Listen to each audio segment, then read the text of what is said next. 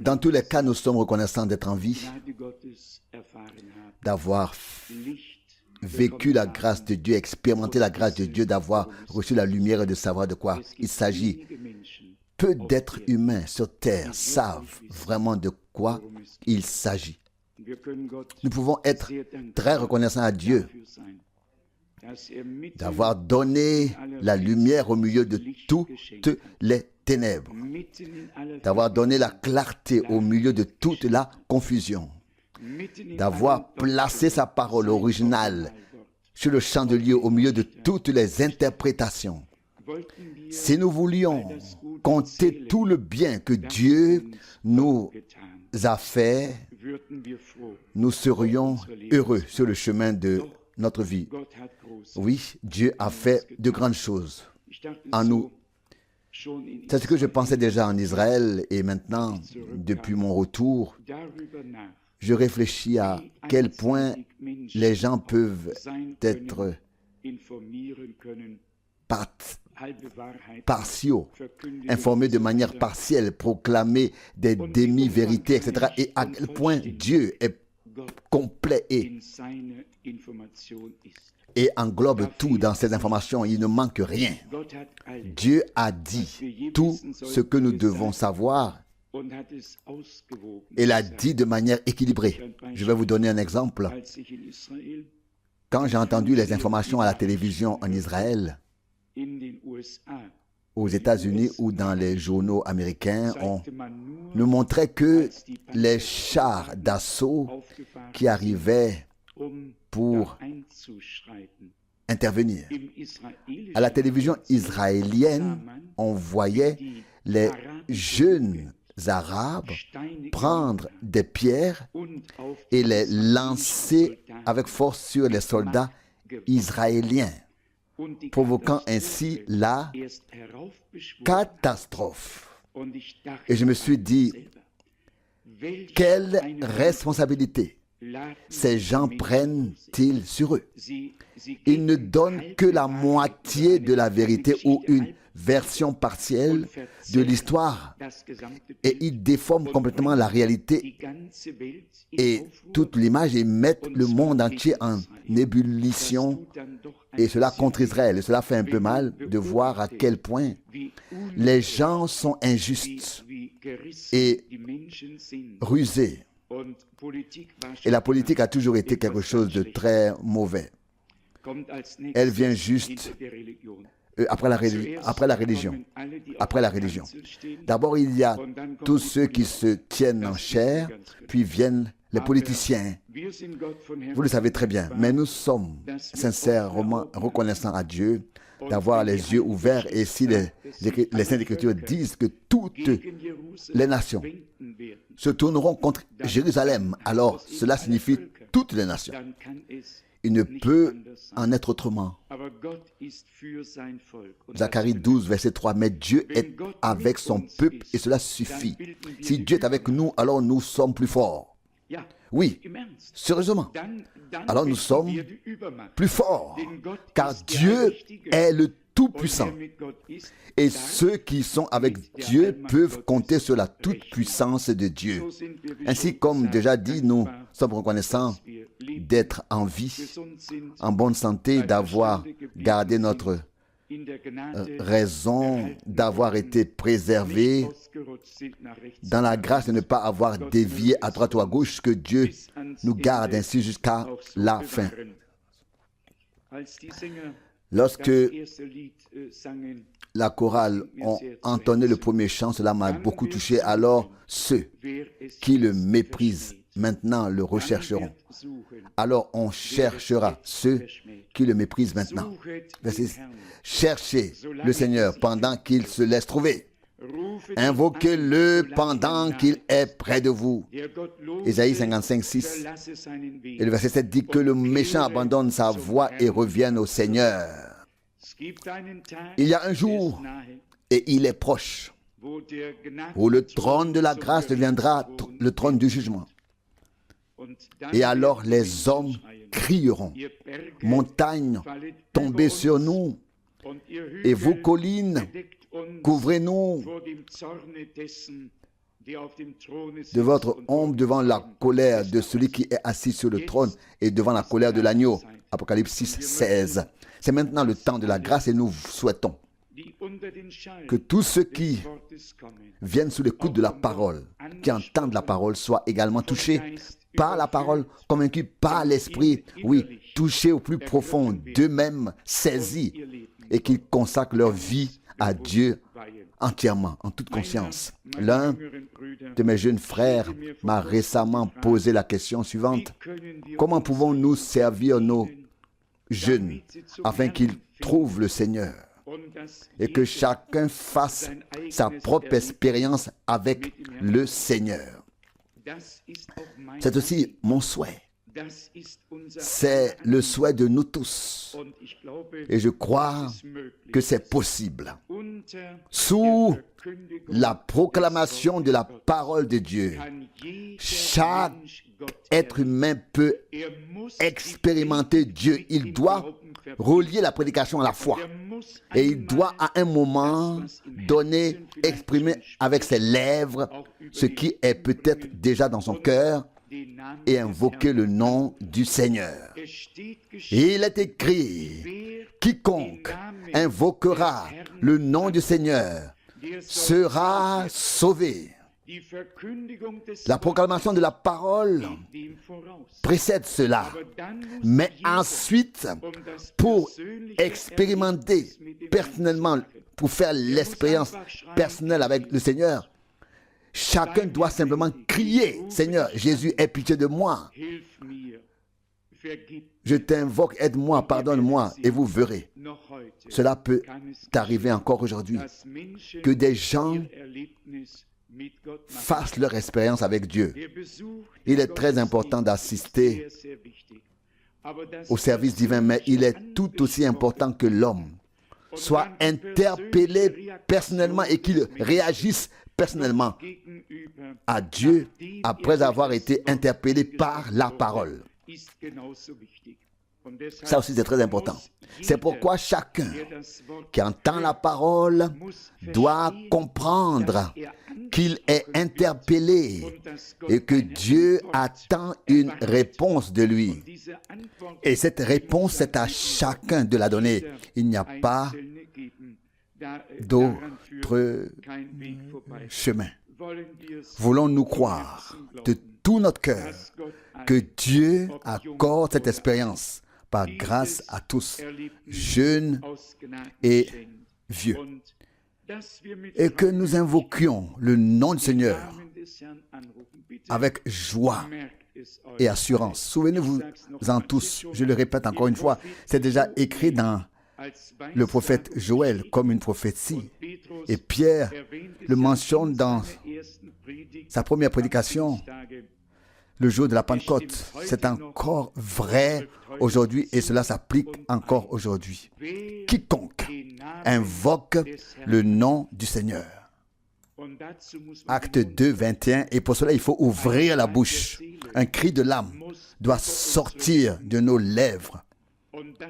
Cela fait tout simplement partie du processus. Celui qui n'ouvre pas la bouche et n'invoque pas le Seigneur peut croire dans son cœur pendant 1000 ans sans jamais faire l'expérience avec Dieu personnellement. Il faut exprimer avec la bouche ce que l'Esprit produit dans le cœur, opère dans le cœur. Il faut le confesser comme un témoignage.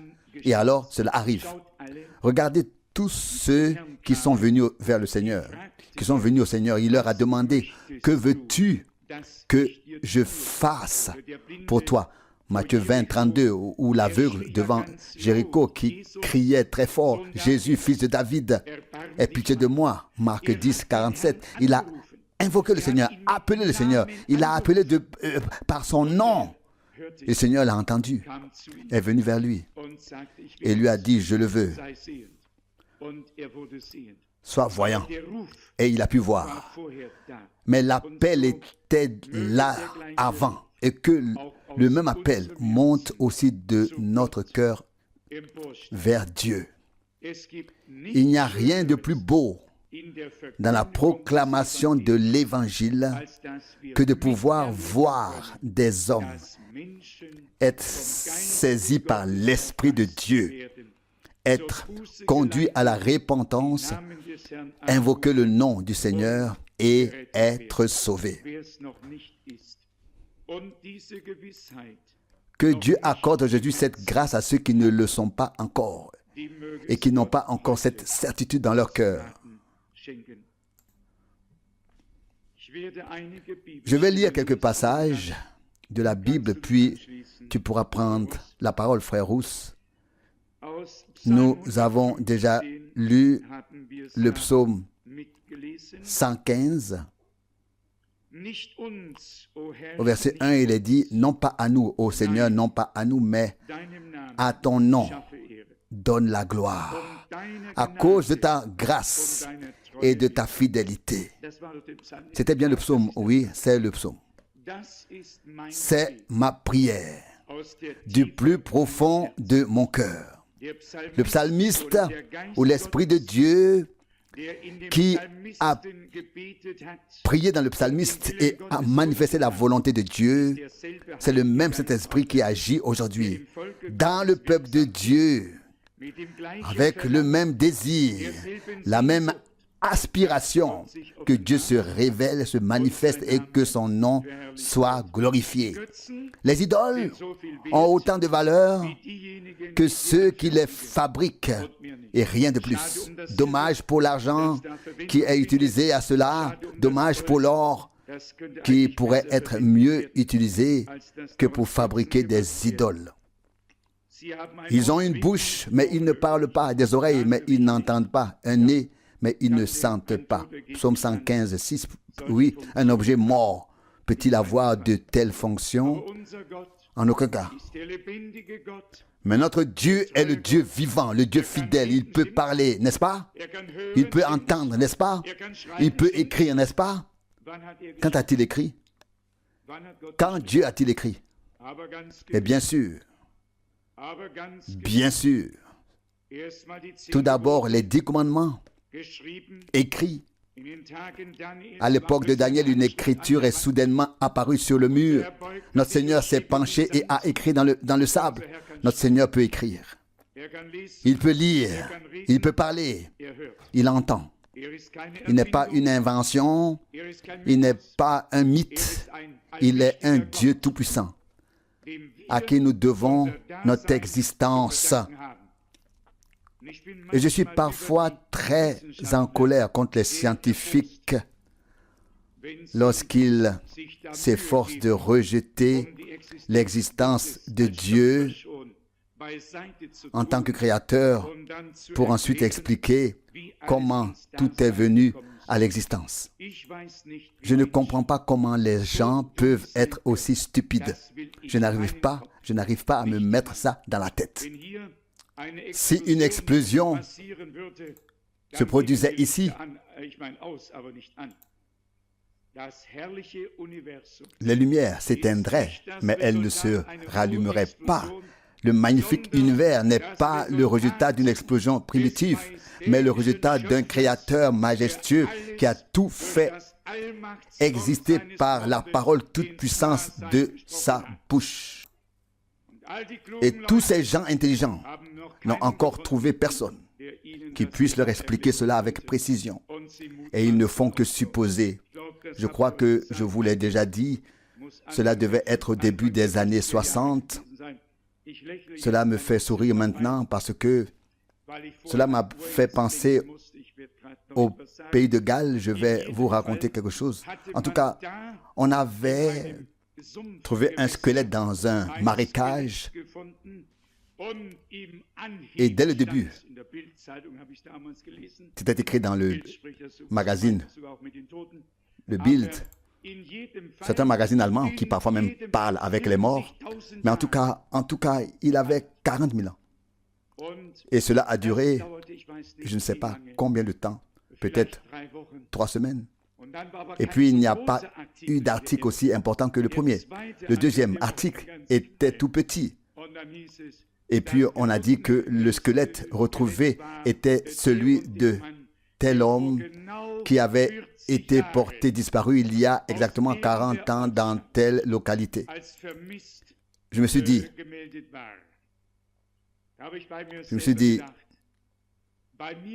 pour moi, le zéro a une grande importance. Par exemple, si je n'avais qu'un seul billet et qu'il y avait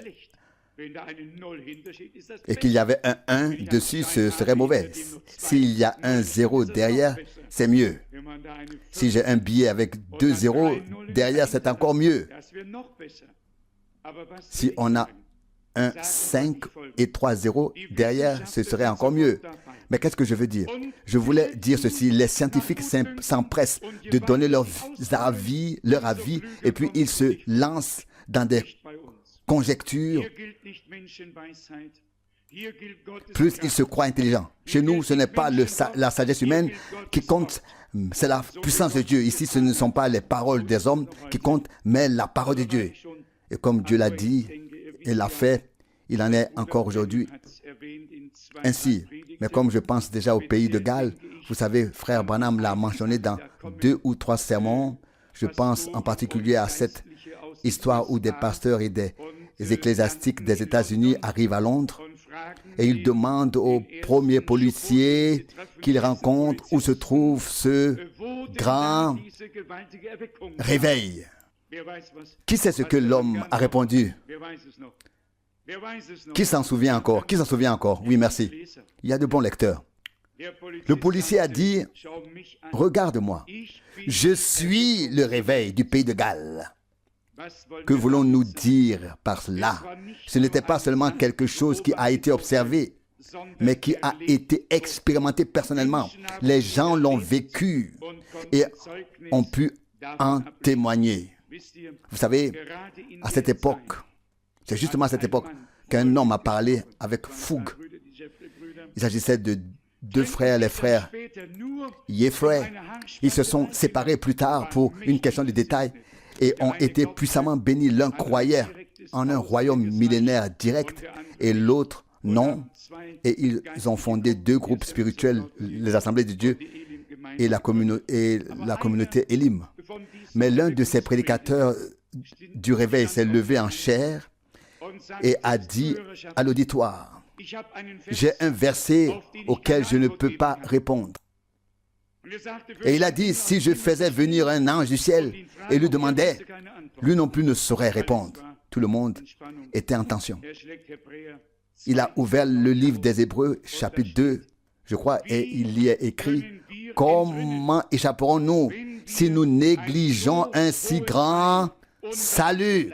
Hébreux 2, 3. Puis il a dit, savez-vous la réponse à cette question? Comment échapper si l'on n'accepte pas un si grand salut que Dieu a préparé? Qui veut y échapper? Il n'y a alors pas d'échappatoire.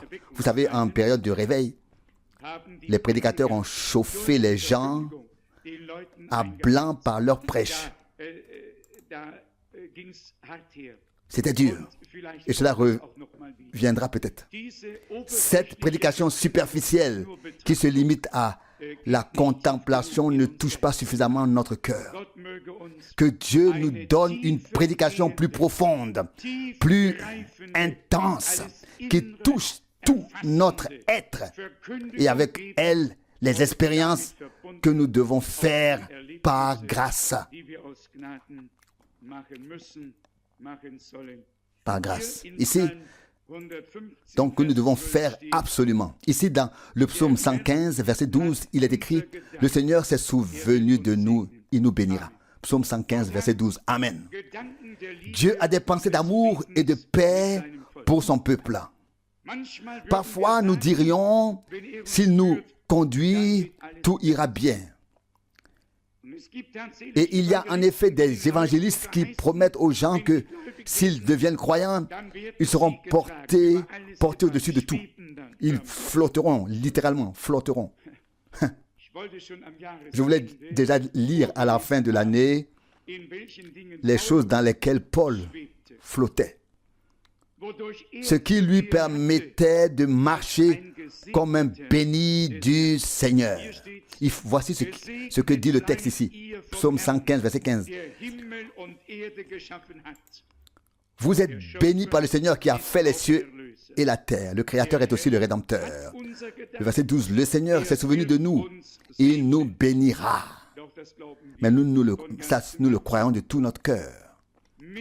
Je suis toujours bouleversé, même ces derniers jours, quand je parle à des gens qui ne savent pas ce que Dieu a promis dans sa parole, en particulier les Juifs. J'ai fait la connaissance d'un homme sympathique que j'ai beaucoup apprécié. Nous sommes assis à table de temps en temps.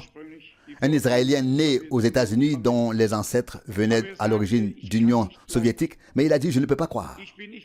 Je suis juif, mais je ne peux pas croire. Oui, je dis, je suis païen et je peux croire. Et puis nous avons simplement parlé la première fois, et cela s'est très bien passé. Le lendemain, il m'a dit, je dois m'asseoir avec toi. J'ai besoin de te parler. Et ainsi, il s'est avéré que l'on pouvait parler avec les gens. Ce qui est étonnant, c'est que personne n'est au courant. Même tous les érudits, les rabbins et tous ceux qui sont importants, personne n'est au courant de quoi que ce soit. Et c'est là le grand malheur. Ils attendent leur heure qui finira bien par venir. Dans le chapitre 1 de l'Épître aux Romains, au début des lettres écrites par les apôtres, la clé m'a été donnée. Dès le premier verset, je lis Romains 1, verset 1. Moi, Paul, un serviteur du Christ Jésus, j'ai été mis à part par un appel à être apôtre pour annoncer le message du salut de Dieu, verset 2, qui avait été promis auparavant de la part de Dieu par ses prophètes dans les saintes Écritures.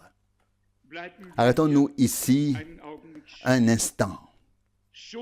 Déjà promis dans les Saintes Écritures à l'avance. Il a annoncé dans les prophètes ce qui allait arriver et ce qui est arrivé. Nous l'avons dans la brochure, il est écrit, exposé dans la brochure avec le titre, il est écrit, nous avons exposé. Je pense que nous devrions nous réjouir que Dieu nous ait donné la grâce, par la grâce, la clé pour comprendre les choses qui concernent le royaume de Dieu. Et lorsque les hommes côtoient le ressuscité, il leur parle encore aujourd'hui des choses du royaume de Dieu, comme il a fait pendant les 40 jours qui ont suivi sa résurrection, lorsqu'il était avec ses disciples et leur parlait du royaume de Dieu. Acte 1, 3.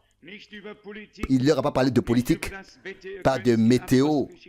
Vous pouvez le lire dans Acte 1. Il leur a parlé du royaume de Dieu. Je pense que c'est vraiment de la plus haute importance.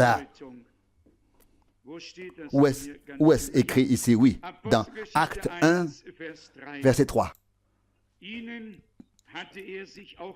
Après qu'il eut souffert, il leur apparut vivant et leur en donna plusieurs preuves, se montrant à eux pendant 40 jours et parlant avec eux des choses qui concernent le royaume de Dieu. Amen. Il leur a parlé du royaume de Dieu. Les apôtres ont été informés. Ils étaient au courant. Ils ont été mis au courant. Ils ont été mis à jour.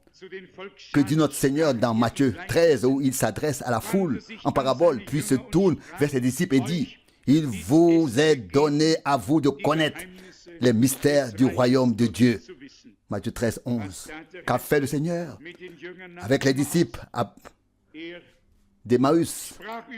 Il a parlé avec eux de l'accomplissement des Écritures dans leur temps et a demandé aux gens de cœur lent à croire. Quand croirez-vous à tout ce qui a été dit par les prophètes et qui devait s'accomplir?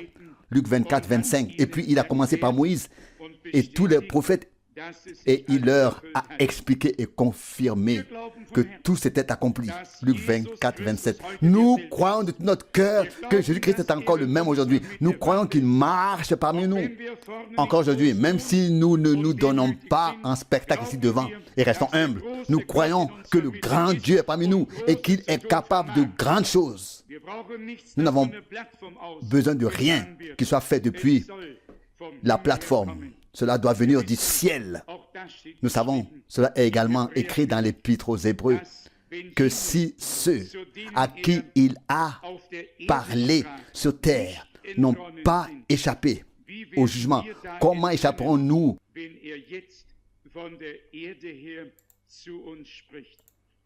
Nous à qui il parle depuis la terre. Hébreux chapitre 12, verset 25. Chapitre 12, verset 25, Hébreux. Prenez garde de ne pas rejeter celui qui vous parle, de ne pas refuser de l'écouter. Car si ceux qui ont rejeté celui qui s'est fait connaître à eux sur la terre n'ont pas échappé au châtiment, combien moins échapperont nous si nous nous détournons de celui qui nous parle du haut du ciel. Autrefois, le Seigneur est venu sur le mont Sinaï. Il a parlé, etc., etc. Maintenant, il parle depuis le ciel. Oui, comment? L'entendons-nous depuis le ciel? Oui, par sa parole. Par sa parole. Vous connaissez le passage, n'est-ce pas? Peut-être Deutéronome 29, verset 29. Personne n'a besoin d'aller au ciel pour rapporter la parole, car la parole est déjà parmi nous. C'est Deutéronome 30, verset 14. C'est bien le passage. Comme je l'ai dit, je ne suis pas du tout préparé à toutes ces choses, mais cela nous touche profondément. Car il est écrit, et c'est ainsi, nous vivons, nous existons et nous sommes en lui. C'est devenu notre vie, notre existence. Deutéronome 29, verset 29. Car ce qui est encore caché appartient au Seigneur notre Dieu, mais ce qui a été révélé est pour nous et pour nos enfants. Pour toute éternité, déterminé à nos enfants pour toute éternité, afin que nous mettions en pratique toutes les paroles de cette loi. J'ai pensé à un autre passage de l'Écriture dans le chapitre 10 de l'Épître aux Romains, qui fait référence à l'Ancien Testament. Je vais peut-être vous le lire. J'ai déjà remarqué combien il est important de toujours lire exactement, attentivement ce qui est écrit et comment est-ce que c'est écrit, car on peut très vite se tromper. Vous pouvez le lire vous-même dans Romains chapitre 10. Je reviendrai sur Romains 1 et avec l'aide de Dieu, je ferai le lien avec le prophète Ésaïe. Romains 1, verset 2, en référence à l'évangile ou au message du salut par ses prophètes dans les saintes écritures, ou a promis auparavant, ou annoncé à l'avance. Dans le prophète Ésaïe, chapitre 44, d'abord le verset, donc Ésaïe 44, verset 26, qui accomplit la parole de ses serviteurs et réalise le dessein annoncé par ses messagers. Dieu a envoyé ses serviteurs matin et soir à parler par leur bouche et à annoncer ce qu'il avait prévu. Puis, ce qu'il avait annoncé s'est accompli. Isaïe 46, verset 10. Isaïe 46, verset 10. Dès le commencement, j'ai annoncé la fin est depuis les temps anciens, ce qui n'était pas encore fait. J'ordonne, mon dessein s'accomplit et tout ce que j'ai voulu, je le réalise. Comment savons-nous ce que Dieu accomplit et ce qu'il veut? Comment le savons-nous? En sondant sa parole, en trouvant les promesses et les prophéties, en y ancrant notre foi et en sachant qu'il a promis ce qu'il fait. Qu'il a promis et c'est ce qu'il fait aussi, ce qu'il a promis. Puis dans le Nouveau Testament, les passages souvent lus, Actes des Apôtres, chapitre 3, verset 21.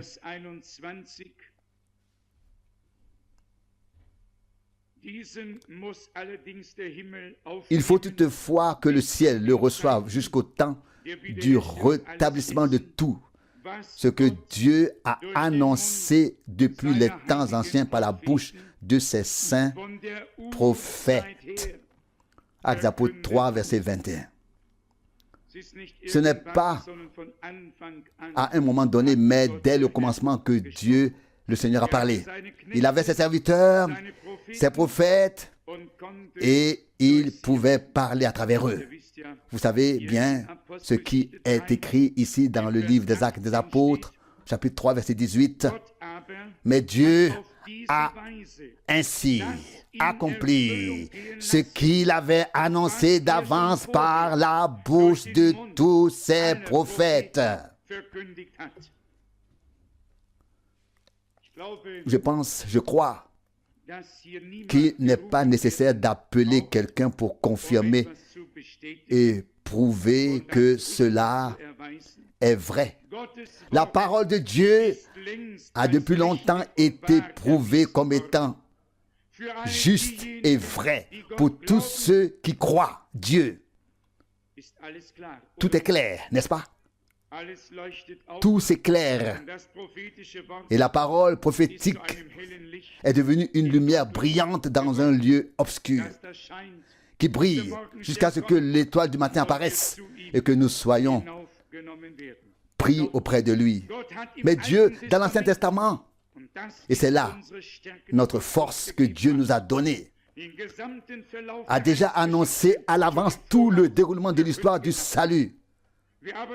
Mais celui qui ne trouve pas ce fondement, cette semence qui a déjà été mise à sa disposition pour être semée, celui-là n'a aucune semence à semer. Lui-même, il sème ses propres pensées et non la parole de Dieu.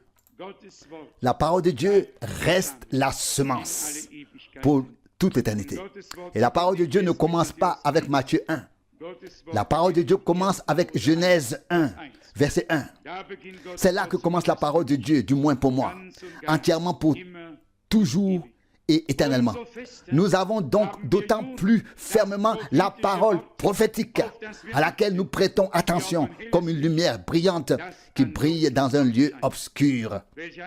Quelle grâce que de reconnaître maintenant le message prophétique dans l'âge prophétique. Et c'est là aussi que réside la différence entre l'Église du Dieu vivant et toutes les autres églises. Et Jean 17 en est la référence directe. Nous avons également écrit cela: Père, je leur ai révélé ton nom, c'est-à-dire à ceux que tu m'as donnés du milieu du monde. Ils t'ont connu, etc. Jean 17, 6. Vous lisez en Jean 14 qu'un disciple a demandé: montre-nous le Père. Et le Seigneur a dit: je suis avec vous depuis si longtemps et tu ne m'as pas encore connu. Celui qui m'a vu a vu le Père. Mais cela n'est pas possible ni perceptible avec les yeux terrestres. C'est une révélation. Et la révélation de Jésus-Christ est en fait le commencement par lequel toutes les autres révélations ont suivi. Ici, dans Romains 16, on trouve presque la même chose. Et cela est exprimé. Romains 16, du verset 25. Mais à celui qui a la puissance de vous affermir dans la foi selon ma proclamation du message du salut et la prédication de Jésus-Christ selon la révélation du mystère qui a été gardé secret pendant des temps éternels. Verset 26, mais qui a été maintenant annoncé et même proclamé par les écrits prophétiques selon l'ordre du Dieu éternel à toutes les nations païennes pour produire l'obéissance de la foi. Le Dieu éternel a un plan éternel, une parole éternelle. Il a envoyé cette parole afin de nous préparer pendant notre vie terrestre pour l'éternité et de nous montrer le but qu'il a pour nous dans l'éternité. Nous lui en sommes également reconnaissants du fond du cœur. Il y a ici dans l'épître aux Éphésiens des paroles vraiment magnifiques. Tous ces passages ne nous sont pas inconnus, mais ils devraient nous réjouir à chaque fois. Éphésiens chapitre 3, verset 2. Éphésiens 3, verset 2. Vous avez certainement entendu parler de l'administration de la grâce de Dieu qui m'a été accordée pour vous. Verset 3, concernant le mystère qui m'a été fait connaître par révélation, sur lequel je viens d'écrire en peu de mots. Je me réjouis beaucoup de telles paroles. Plus d'une fois, j'aurais pu dire ici, au milieu de la proclamation de la parole, ainsi parle le Seigneur. Parce que j'ai exprimé des pensées de Dieu que je n'avais jamais vues auparavant, entendues ou connues auparavant. L'esprit de révélation, l'esprit de Dieu est présent. Est présent. Je crois que frère Rousse et d'autres frères qui proclament la parole savent combien souvent l'Esprit de Dieu révèle quelque chose. Au milieu de la proclamation et éclaire les choses dont il s'agit réellement. Puis, dans le même chapitre, Éphésiens chapitre 3,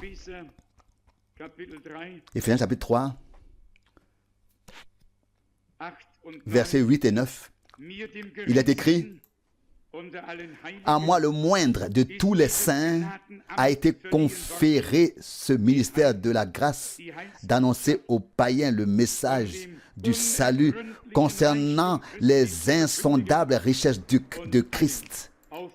Au verset 9, afin de donner tout l'éclaircissement, à savoir quel est l'objectif lié à la réalisation du mystère qui a été caché depuis le commencement des temps en Dieu, le Créateur de toutes choses.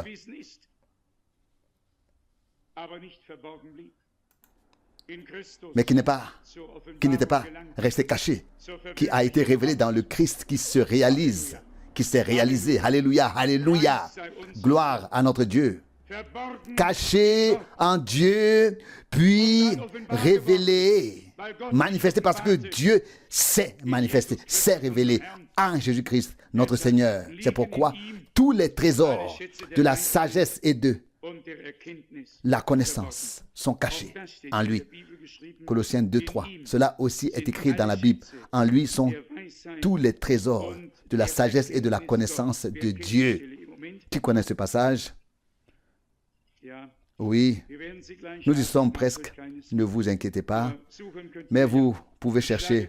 Aussi, je vais ouvrir à l'endroit que frère Branham a lu avec tant de joie, probablement, ou plutôt certainement sous l'impulsion de l'Esprit de Dieu, que dans le 7e, le dernier âge de l'Église, le mystère de Dieu sera vraiment accompli, comme il a été révélé à ses serviteurs, c'est-à-dire aux serviteurs de Dieu. Apocalypse 10, Nous prenons la liberté de lire cela également. Verset 7. Mais dans les jours où la voix du septième ange retentira, quand il sonnera de la trompette, alors le mystère de Dieu sera accompli, comme il l'a annoncé de manière fiable à ses serviteurs, les prophètes, comme une bonne nouvelle. Nous devons franchir le pont qui a été jeté entre l'Ancien et le Nouveau Testament. Tout comme on traversait autrefois ce pont pour passer de l'Ancien au Nouveau, il faut revenir du Nouveau vers l'Ancien pour savoir qu'il y a deux piliers qui le soutiennent et qu'il ne peut s'effondrer. Nous sommes tellement reconnaissants à Dieu de pouvoir vivre à la fin des temps comme un reste presque introuvable sur terre. Mais nous croyons que nous ne sommes pas les seuls, que beaucoup d'autres viendront et seront appelés. Nous le croyons. La souffrance de notre Seigneur en vaudra la peine. Le mystère de Dieu, le dessein qu'il a lui-même annoncé par la bouche de ses serviteurs s'accomplit. Et cela en nos jours. En nos jours. Vous savez que nous aussi, nous attendons depuis plusieurs années déjà le retour du Seigneur.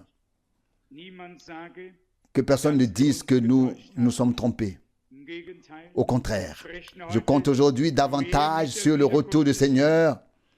Et je sais que tant d'années ayant déjà passé, il s'est rapproché, n'est-ce pas? Nous sommes aujourd'hui plus proches de la venue du Seigneur qu'il y a 20 ans. Nous nous sommes rapprochés de 20 ans. Ne vous inquiétez pas à ce sujet. L'important est de rester lucide, sobre. Vous savez, les disciples ont eux aussi demandé à leur Seigneur, est-ce en ce temps-ci que tu vas rétablir le royaume d'Israël? Eux aussi ont posé la question.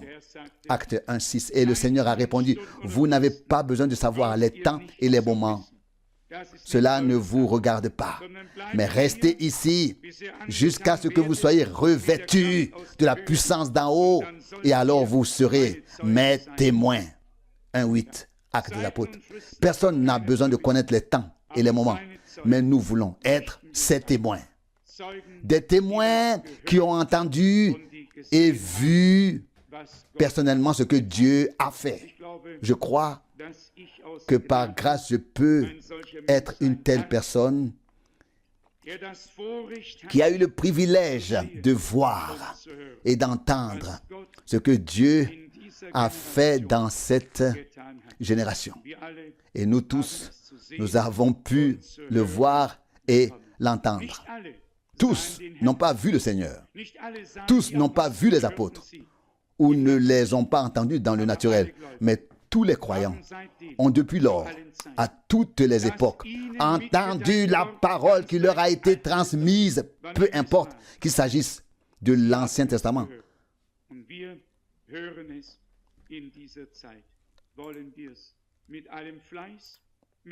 Quand il a été écrit, et nous l'entendons à notre époque, entendons-la,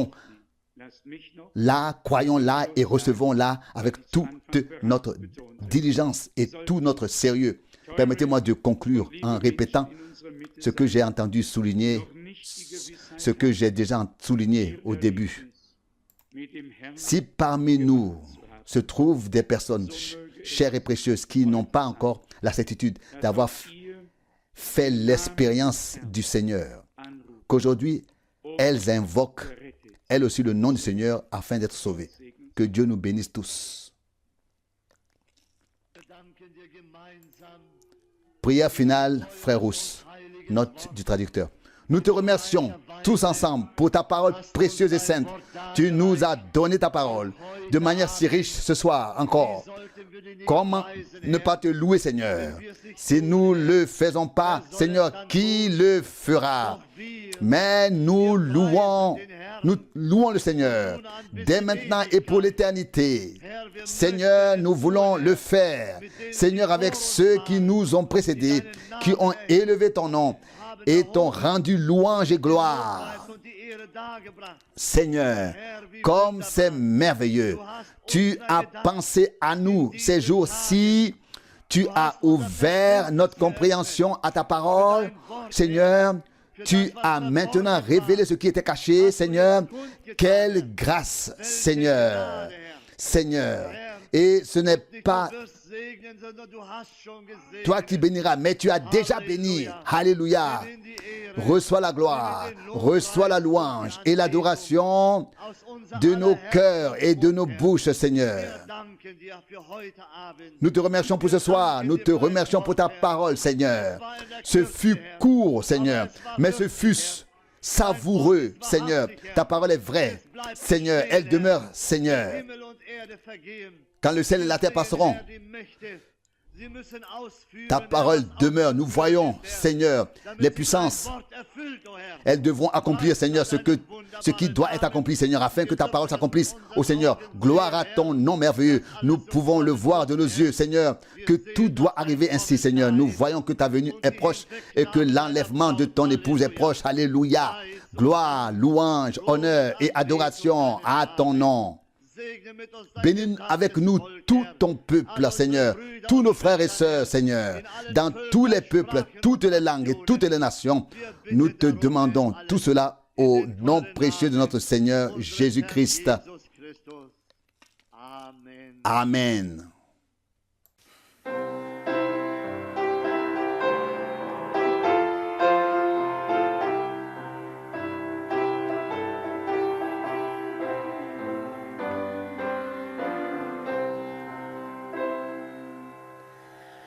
Auf herrlichen Auen so reich und so grün, bahnt Gott seinen Kindern den Weg.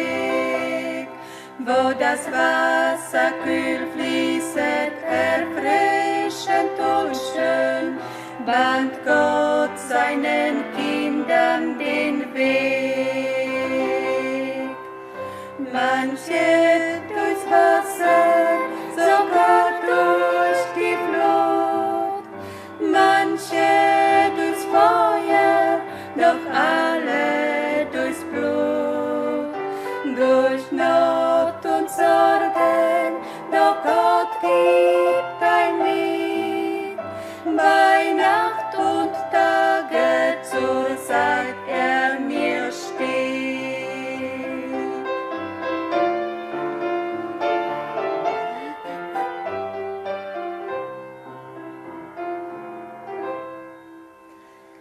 Auf bergigen Höhen, wo die Sonne so lacht, bahnt Gott seinen Kindern den Weg.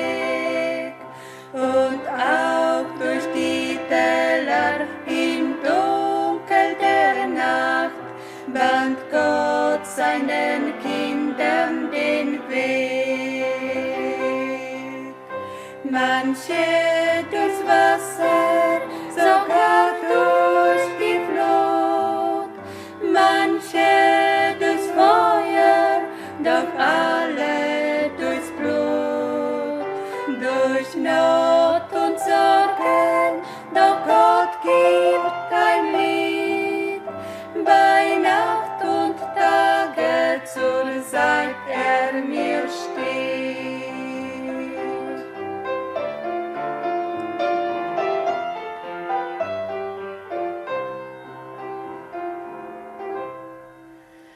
Wenn Sorg uns befällt und der Feind uns anfischt, bahnt Gott seinen Kindern den Weg. Durch Gnad sind wir siegreich, es scheinet sein Licht. Gott bahnt seinen Kindern den Weg. manche durchs Wasser, sogar durch die Flut, manche durchs Feuer, doch alle durchs Blut, durch Not und Sorgen, doch Gott gibt ein Lied, bei Nacht und Tage zur Seite mir steht. Manche durchs Wasser, sogar durch die Flut, manche durchs Feuer, doch alle durchs Blut, durch Not und Sorgen, doch Gott